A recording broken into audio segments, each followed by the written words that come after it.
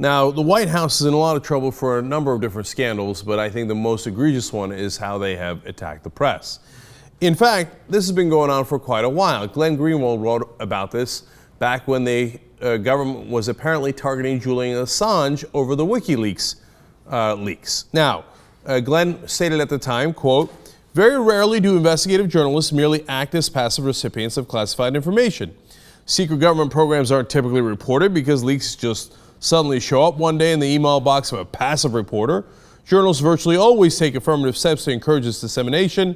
They try to cajole leakers to turn over documents to verify their claims and to consent to their publication." So what he's saying there is the unique theory that the Obama administration was using against Julian Assange was, well, this guy was an active participant. He wouldn't have gotten that classified information if he hadn't cajoled the leaker into doing it, so he is a co-conspirator. Now, at the time, Glenn pointed out, now wait a minute, if Julian Assange is a co-conspirator, as I just showed you in the quote that I read, almost every investigative journalist has some contact with the leaker, cajoles him in some ways, assuages him that his identity is not going to be revealed, etc., and is an active participant in breaking that story.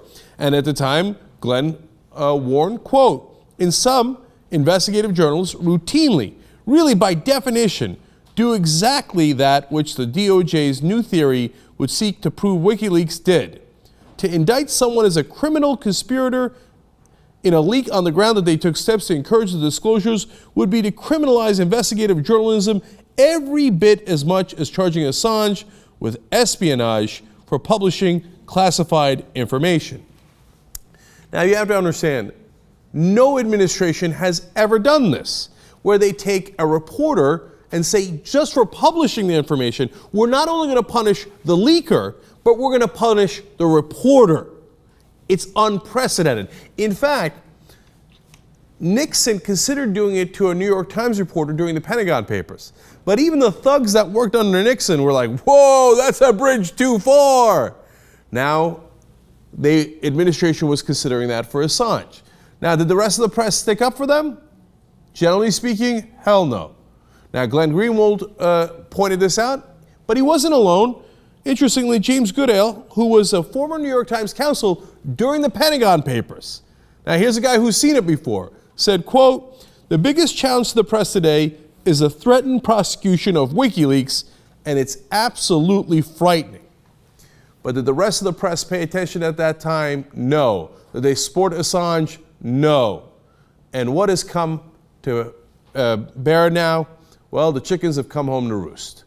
And now they are targeting American journalists. And one of those works at Fox News Channel. So all of a sudden, the right wing, conservatives, Fox News, Republicans, a little concerned. Wait a minute. We didn't think you were going to spy in on us. We didn't think that you would call us criminals. Well, guess what? That's exactly what they did. In fact, for a story that he broke about North Korea, James Rosen was targeted. He was talking to a State Department official, Stephen Kim. They found this out partly by intruding into his private correspondences, the reporters. And Stephen Kim now faces up to 10 years in prison. By the way, important note, Stephen Kim did not release any classified information, nothing that was top secret. I don't even know what they're trying him on. He did not reveal secret information. They're just trying him for leaks. Oh, how dare you! And he didn't give it to the enemy, he gave it to a reporter. This is only what's been happening in journalism for time immemorial. If you do this to Kim, you say to any government whistleblower, we don't care if you broke the law, we don't care if it was secret information, we're going to prosecute you anyway. But now, more importantly, you say to all the reporters, if you actually do your job, you do investigative journalism, we're coming for you. So what they do to James Rosen? They tracked his movements in and out of the State Department. They traced the timing of his calls. They obtained a search warrant to read 2 days' worth of his emails. They read all of his emails with Stephen Kim. They even tracked his parents' calls. They seized records from 5 numbers used by Fox News and 2 White House lines.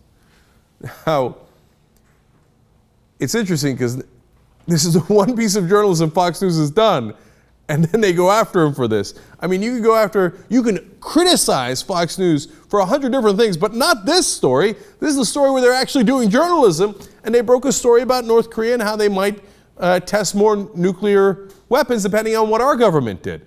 That is as legitimate a news story as it gets, but it doesn't matter. According to the Washington Post, FBI agent Reyes wrote that there was evidence that Rosen had broken the law, at the very least, either as an aider, abettor, and or co-conspirator. Now you have to understand why that is so incredibly dangerous.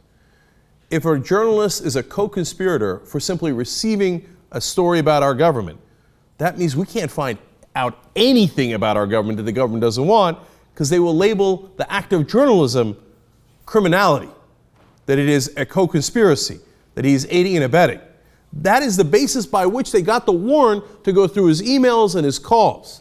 Of course, understandably, Fox News is now horrified. Here's Brett Baer. We have the documents now, and the seized toll records relate to James' parents' home in Staten Island.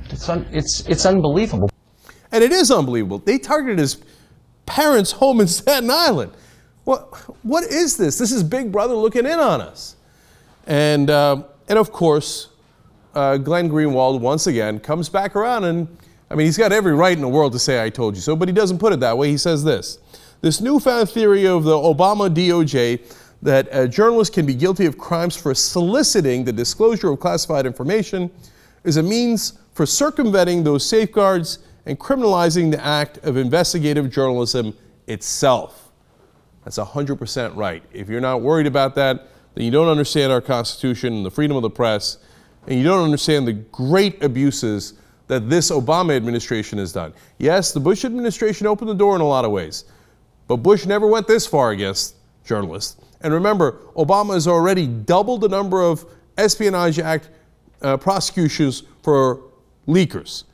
And a lot of those leakers were whistleblowers who blew the whistle on the government for either overspending and violating our privacy at the NSA or doing the torture programs at the CIA. The people who did the torture were free to go. The people who whistle blew on the torture were arrested. That's not under Bush. That's under Obama. Obama's taking it to a whole new level.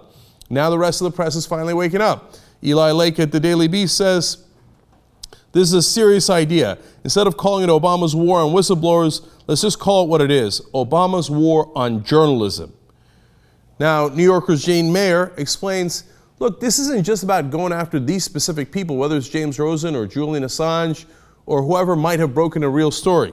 She explains it's a huge impediment to reporting. And so chilling isn't quite strong enough. It's more like freezing the whole process into a standstill. And Glenn comes back and points out, look, that of course is precisely the point of the unprecedented Obama war on whistleblowers and press freedoms, to ensure that the only information the public can get is information that the Obama administration wants it to have. That's why Obama's one-side games with secrecy will prolifically leak when it glorifies the president and severely punish all other kinds. Is designed to construct the classic propaganda model. That is unfortunately entirely correct. And the entire spectrum, Glenn Greenwald, who is very progressive, all the way to Fox News, who's very conservative, all agree, and everyone and everyone in between as well, New York Times, Washington Post, etc. Now let's show you Fox News, who makes the same point. There is a double standard. I don't know if you picked that up at home, if you've been following the world or the U.S. policy. This administration knows that there was a major leak last June where Senator McCain says, why don't we find out who's leaking from the administration? Because David Sanger wrote a book talking about how we put a Stuxnet virus in Iranian, in a cyber attack on Iranian computers. But Brian, that made us look good. But yeah, that also how the President of the United States personally checks off a kill list before a drone strike at a would-be terrorist cell. That makes him look tough. Right, so David Sanger gets away with both those things. You know the old saying about a broken clock, right? Well, look, just because it's on Fox News doesn't mean it's not true. The world is upside down. I'm actually agreeing with Brian Kilmeade. He's right. That's exactly what the Bush administration used to do too, by the way, of course, which they didn't mention there. But the Obama administration does as well. If something makes us look good, we leak it. And by the way, talk about the world being upside down. having a kill list is now a positive thing. It makes you look tough. Oh yeah, those are the people I killed outside of the law. Aren't I awesome? And Fox is like, well, that is pretty awesome. You got to give them that. So that's why they leaked that positive leak. But it's not just Fox News saying it. Go back to the Washington Post now. I'm sorry, New York Times first. The Obama administration has moved beyond protecting government secrets to threatening fundamental freedoms of the press to gather news. Dana Milbank at the Washington Post. The Rosen affair is as flagrant an assault on civil liberties as anything done by George W. Bush's administration, and it uses technology to silence critics in a way Richard Nixon could only have dreamed of. Then Eugene Robinson comes in from the Washington Post. If this had been the view of prior administrations, surely Bob Woodward would be a lifer in some federal prison. The cell next door might be occupied by my Post colleague Dana Priest, who disclosed the CIA's network of secret prisons, or by the New York Times' James Risen and Eric Lichtblau, who revealed the National Security Agency's eavesdropping program. Rosen has not been charged. Every investigative reporter, however, has been put on notice. All these different people across the spectrum don't agree because it's wrong. They agree because it's right. The Obama administration has an unprecedented attack on journalism.